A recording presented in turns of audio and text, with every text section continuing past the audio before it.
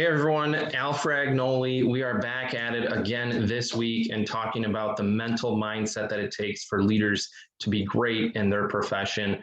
Joined again, second straight week here by Dr. Mike Smith, who is a leadership guru, a phenomenal coach out there in the industry, a performance coach for ILEC.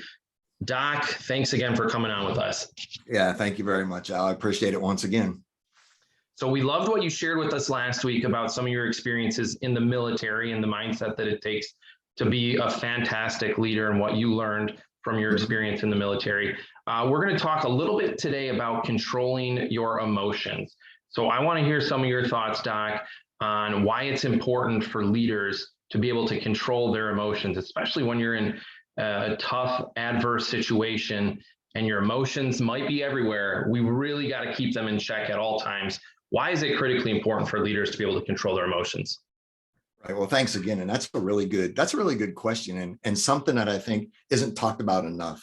So when we talk about emotional control, one of the fundamental things to realize is that emotion is used for motivation, logic is used for decision making, right? And by nature, we're created to be emotional creatures, right? The feelings, right? When you get certain feelings and certain emotions, they trigger certain thoughts, certain actions, certain levels of passion in us. So emotions are a good thing, right? They really are. Love and faith and happiness and sad and joy and all those things are good. The problem comes in is when we start letting emotions control us instead of us controlling our emotions, right? So one of the fundamental things I think that's important for us to realize is, number one, what do our emotions look like as individuals, right? Because everyone's wired different. Everyone has different triggers. Everyone has different things that set them off, that make them happy, that make them joy. Generally speaking, we're the same. But as a leader, what are your emotional triggers? And are you aware of them? Like as an example, in a staff meeting, if someone says something that you don't agree with, probably not a good idea to just fire back and raise your voice and pound the table, right? You can because you're the boss. But what is that going to get you, right? So really the first thing is just the awareness around what your emotions are, what your emotional triggers are, and not to repress them, right? But to regulate them, right? So we all have the emotions, and repressing them isn't the answer, right? Pretending like they don't exist, trying to be a robot, that's not good either, right? So we have two ends of the spectrum, repressing and acting on. Right? The middle ground is that regulating the emotions, right? So if you know, as an example, as a leader, every time you hear this thing or a person does this, you react a certain way, have enough awareness about yourself to know, number one, probably going to set me off. But number two, getting set off and reacting versus responding probably isn't going to buy me a whole lot, right? So again, it's the awareness around what our emotional triggers are, embracing our emotions, and then regulate, don't repress. Does that make sense?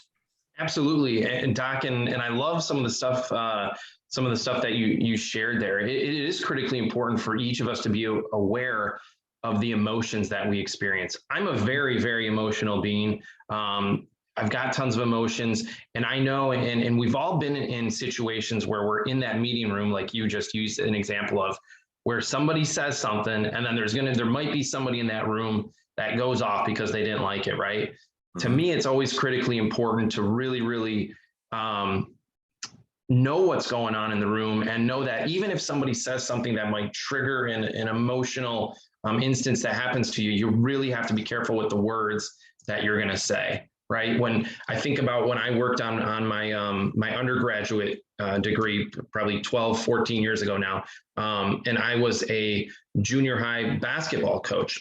I had a policy in place, Doc, that if a parent wanted to talk to me after a game about something to do with playing time with their son or anything like that, I had a 24-hour rule. And the reason I did it was more on my end, because I didn't want to say something emotionally after a game that might not be the best thing said. So, there's a lot of instances where I think we can learn as leaders that if somebody says something, it's really important that we listen, look to understand, and we don't react in an angry manner or something that might turn people off. And it's really, really important when we're leading people to be cognizant of the words we're using, the emotions we're feeling.